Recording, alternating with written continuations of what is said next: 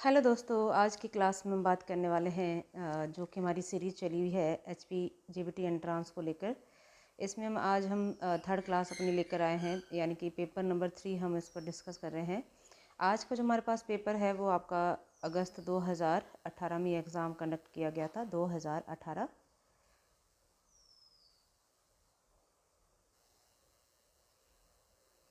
ये जो आपका पुराना पेपर है हमारे पास, इसमें हम लगभग हिंदी और जीएस का सेक्शन सॉल्व करेंगे। तो सबसे पहले अगर मैं बात करूँ यहाँ पर हिंदी सेक्शन की, तो हिंदी में लगभग 25 क्वेश्चन जो इसमें पूछे गए थे उसके बारे में हम देखते हैं कि क्या क्या यहाँ पर पूछा गया था।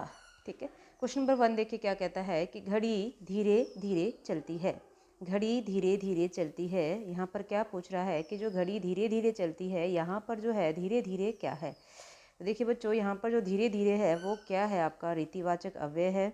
ठीक है, क्या बोल रहा है, रीतिवाचक अव्यय है या फिर आपका स्थानवाचक है या फिर कालवाचक है या फिर इनमें से कोई नहीं। तो चार ऑप्शन की अगर मैं बात करूँ यहाँ पर, तो धीरे धीरे क्या होती है, एक रीति होती है, तो यानी रीतिवाचक हम उसको कहते हैं। रीति का मतलब होता है ढंग या तरीका, तो यानी घड़ी किस तरीके से चलती है तो आपकी धीरे धीरे चलती है। तो यहाँ पर आपका क्या आ जाएगा, ऑप्शन नंबर ए आपका राइट आंसर हो जाएगा। अगला क्वेश्चन देखिए, दूध का पर्यायवाची है। दूध का पर्यायवाची यहाँ पर क्या आ जाएगा आपका, तो दूध का पर्यायवाची आपका बन जाएगा यहाँ पर क्षीर। ठीक है, ऑप्शन नंबर ए इसका बिल्कुल सही आंसर है। पयोधी की अगर मैं बात करूँ तो पयोधी होता है आपका सागर। सागर को हम क्या कहते हैं, यानी याद रखिएगा जिसमें धी है ना, जलधि जलनिधि, वो सागर के पर्यायवाची होते हैं। यहाँ पर देखो पय पानी का होता है, लेकिन धी जुड़ गया तो इसका मतलब ये सागर का आपका यहाँ पर बन जाएगा, समुद्र आ जाए, है ना। पय देखो, पय पय पानी का होता है, पय पानी है ना। अम्बु हो गया आपका, नीर हो गया, वारी वारी है ना, सलील, ठीक है, ये सारे सलील हो गया है आपका, और तोय हो गया। ठीक है, अम्बू, फिर अगर अम्बू में अम्बुज लग जाए तो अम्बुज हो जाता है आपका कमल का, और जल में अगर ज लग जाए तो जलज हो जाता है कमल का। अगर लग जाए इसमें धी, तो यानी धी यानी धारण करना, तो धारण करने वाला कौन होता है यहाँ पर, तो आपका सागर होता है। ठीक है, और द होता है, द अगर पय में द लग जाए, पयोद पयोद, द बन जाता फिर आपका बादल का पर्यायवाची। इस तरीके से आप इनको ध्यान में रख सकते हैं। तीसरा जो यहाँ पर क्वेश्चन हमारे पास पूछा गया वो क्या है, देखिए, उच्चारण की दृष्टि से वर्ण के कितने भेद होते हैं। तो उच्चारण की दृष्टि से अगर मैं वर्ण की बात करूँ तो वर्ण के दो भेद होते हैं। एक आपका स्वर, एक होता है आपका स्वर और दूसरा होता है आपका व्यंजन।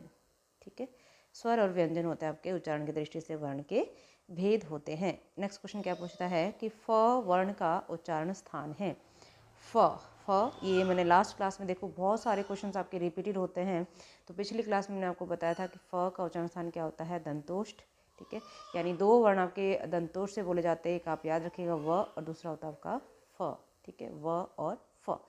और ओष्ठ आपको पता ही है, पूरा का पूरा प वर्ग आएगा, यानी प फ ब भ म आएगा, और आपका उ आएगा इसके अंदर। ठीक है, मूर्धा से आपको पता ही है, मूर्धा से आपका आएगा आपका ट वर्ग, यानी ट ठ ड ढ, है ना। ठीक है, ट वर्ग आएगा, और दूसरा यहाँ से क्या बोला जाएगा आपका र और श।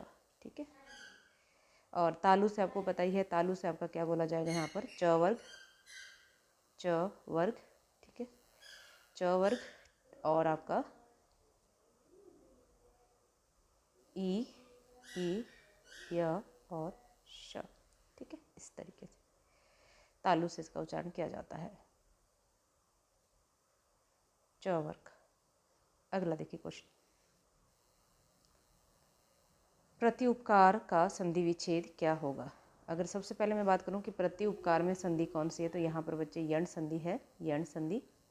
ठीक है, यण संधि का नियम यही होता है कि ई के बाद कोई भी भिन्न स्वर आए उसको हम क्या बोलते हैं, यहाँ पर यण संधि कहते हैं। तो ई यानी कि यहाँ पर य से आगे वाला वर्ण मेरे को आधा दिख रहा है, तो यानी कि ई आना चाहिए, तो प्रतिधन उपकार बनेगा। इसका क्या बनेगा, प्रतिधन उपकार, प्रतिधन उपकार। ऐसा ऑप्शन हमारे पास कहाँ दिख रहा है, तो ऑप्शन नंबर बी ये आपका राइट आंसर होने वाला है, यहाँ पर बी प्रतिधन उपकार। ठीक, अगला क्वेश्चन देखिए, क्वेश्चन नंबर 6 क्या कहता है, तद्भव शब्द है। तद्भव शब्द आपने इसमें से चूज करना है कि इसमें तद्भव शब्द कौन सा है। देखिए तद्भव की बात कर रहा है, याद रखना हमेशा कि जब भी तद्भव की बात करेगा तो जहाँ पर ये आपका चंद्र बिंदु होता है ना ऐसे वाला, वो हमेशा तद्भव रूप ही होता है। यहाँ पर तो वैसे छाटना बहुत अच्छा था, क्योंकि देखो ओष्ठ है, श का यूज़ हो रहा है, सत्य है, ये काष्ठ है, ये तीनों आपके तत्सम है, तत्सम रूप है ना। लेकिन याद रखिए जैसे अंगूठा दिया ना, तो अंगूठा में अगर ये वाला चीज, अगर ये आपका चंद्र बिंदु लगा हुआ तो हमेशा क्या होता है, तद्भव रूप ही होता है। तो इसका राइट आंसर आपका ऑप्शन नंबर डी हो जाएगा। अगला देखिए क्या कह रहा है, क्वेश्चन नंबर 7। गवैया में प्रत्यय है, गवैया, गवैया, गवैया, गवैया में प्रत्यय क्या होगा, तो एया प्रत्यय है, एया। गव इसका क्या है, मूल शब्द है गवैया। ठीक है, अगला क्वेश्चन देखिए क्या कहता है, नेक्स्ट क्वेश्चन नंबर 8। उद्देश्य और विधेय क्या है, ये हमने कल भी डिस्कस किया था क्लास में। उद्देश्य और विधेय क्या होता है, वाक्य के अंग होते हैं। पुराने पेपर जरूर सॉल्व कीजिएगा, ठीक है। वाक्य के अंग को हम क्या कहते हैं, उद्देश्य और विधेय। वाक्य के अगर अंग कभी पूछा जाए कितने होते हैं, तो 2 होते हैं बच्चे, याद रखिएगा, ठीक है। क्रिया के कितने भेद होते हैं, क्रिया के 2 आधार होते हैं। कर्म के आधार पर 2 भेद होते हैं, सकर्मक और अकर्मक, ठीक है। संरचना के आधार पर 8 भेद होते हैं, जिसमें प्रेरणार्थक क्रियाएं आती है ना, ये सारी चीज़ें क्लियर। अगला आता है आपका वाच्य के कितने प्रकार होते हैं, वाच्य के आपके 3 प्रकार होते हैं, 3 भेद होते हैं वाच्य के, है ना, कर्मवाच्य, कर्तरीवाच्य और भाववाच्य। अगला क्वेश्चन देखिए क्या कहता है, जल्दी चलिए अन्यथा देर हो जाएगी, वाक्य कैसा है। ये रचना के आधार पर वाक्य के 3 भेद होते हैं, सरल, संयुक्त और मिश्र, ठीक है। 3 भेद होते हैं यहाँ पर, सरल, संयुक्त और मिश्र।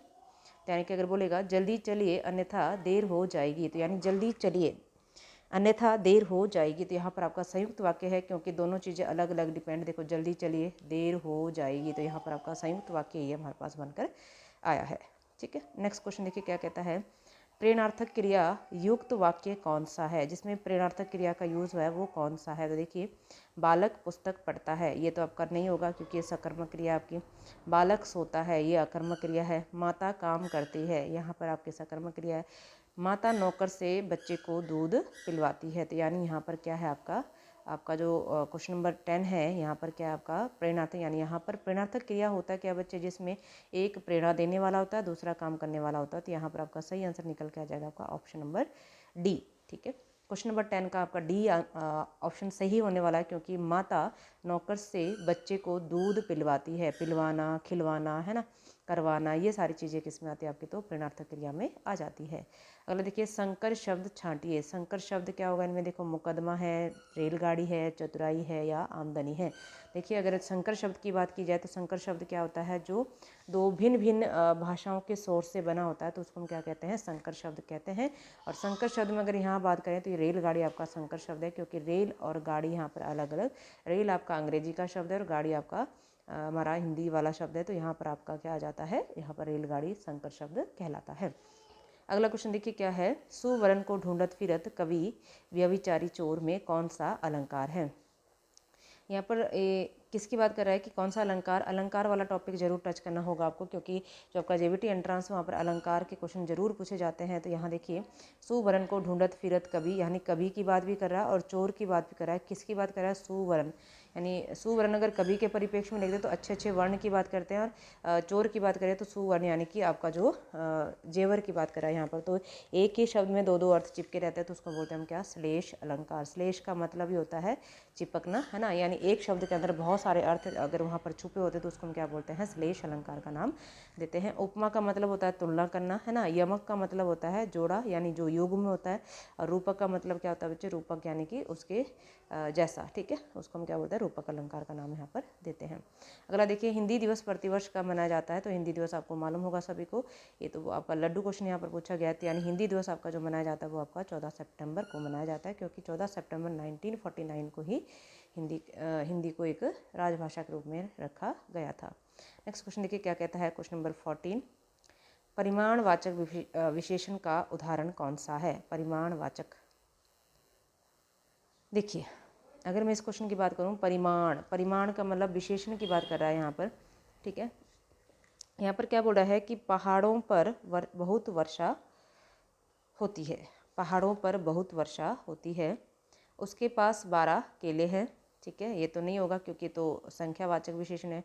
वह दयालु है, ये भी नहीं आएगा। रीना सुंदर, ये भी नहीं आएगा। इसका मतलब यहाँ पर जो आपका सही आंसर होने वाला वो आपका पहाड़ों पर बहुत वर्षा होती, यानी कि क्वांटिटी की बात कर रहा है। परिमाण में ध्यान रखिएगा, जैसे वह खूब पड़ता है ना, उसको क्या बोलते हैं, परिमाणवाचक बोलते हैं।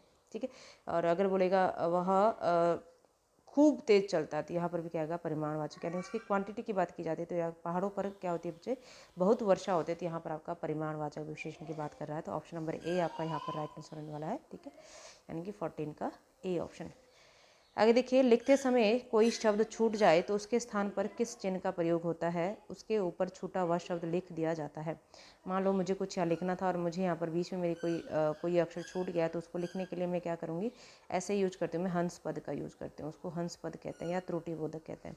तो हंस पद का जो साइन होता है वो ऐसे होता है, इस तरीके से बनाया जाता है इसको। ठीक है, और इसको हम त्रुटि बोधक भी कहते हैं। यानी इसका जो राइट आंसर आपका होने वाला है वो आपका ऑप्शन नंबर बी। ठीक है, योजक तो आपको पता ही ऐसे वाला होता है योजक। निर्देशक भी आपको पता ही है, निर्देशक। ठीक है, निर्देशक ऐसा होता है सीधा।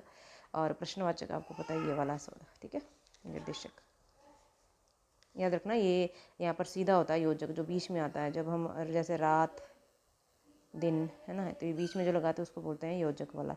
निर्देशक होता है जब कोई बात अपनी रखनी हो तो ये वाला सीधा आता है ऐसे लंबे वाला सा। ठीक है, और प्रश्नवाचक आपको पता है क्वेश्चन मार्क जैसा होता है। ठीक है, अगला क्वेश्चन देखिए, क्वेश्चन नंबर 16 क्या कहता है, स्वर्ण शब्द है।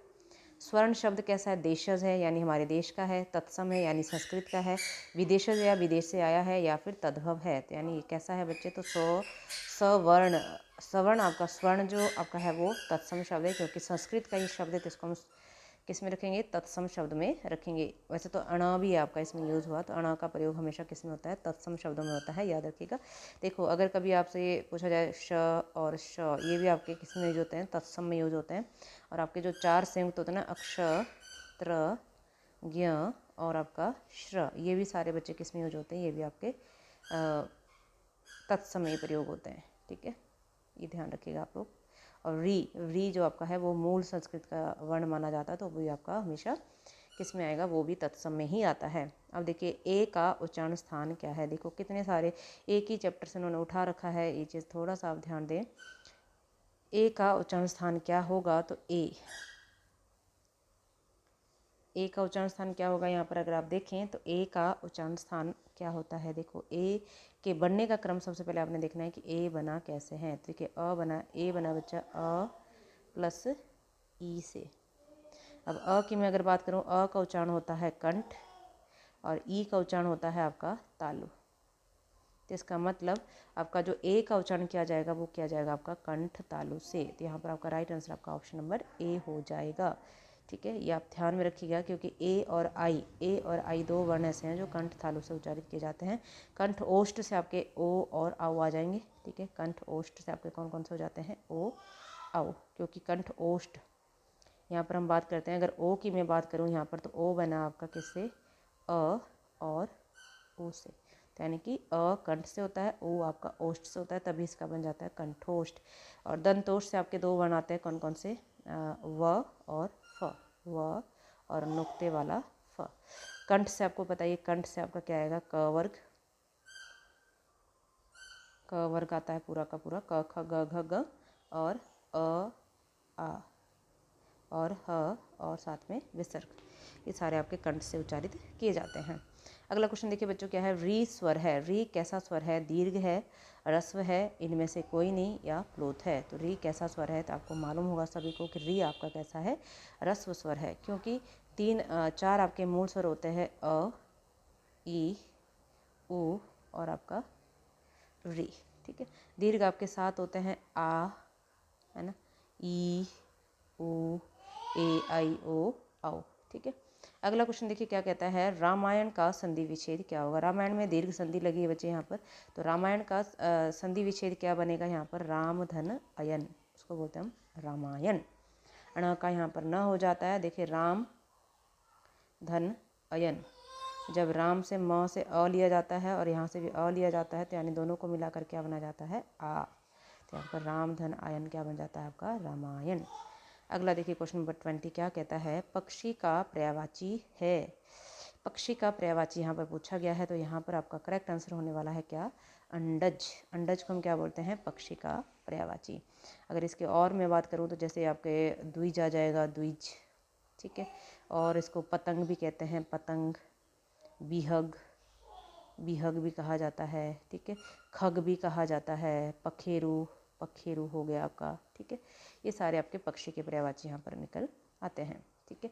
उदक अगर देखें, उदक बच्चे आपका किसका होता है, पानी का होता है उदक, ठीक है। अगला देखो, आलोक का विलोम शब्द क्या होगा, आलोक। आलोक का विलोम शब्द होता है आपका अंधकार। आलोक यानी प्रकाश, अंधकार यानी अंधेरा। नेक्स्ट क्वेश्चन देखिए, रातों रात में समास है। देखो पिछला ही क्वेश्चन था, ये रिपीट हुआ है, यानी कि आगे आने वाले पेपरों में आपके बहुत सारे चांसेस बनते हैं कि रिपीट होने का। तो यहाँ पर देखो रातों रात रिपीटेशन हुआ है यहाँ पर, तो यहाँ पर अव्यय भाव समास आपका होने वाला है, यानी कि एक ही शब्द की जब बार बार पुनरावृत्ति होती है तो वहाँ पर क्या आता है, आपका अव्यय भाव समास आएगा।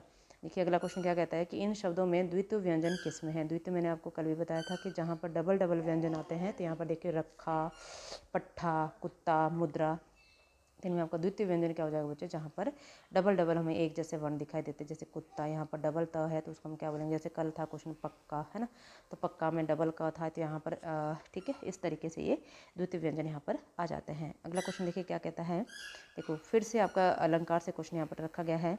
कनक कनक ते स्वगुनी मादकता अधिकाय, यह खाए बोराए जग, यह पाए बोराए।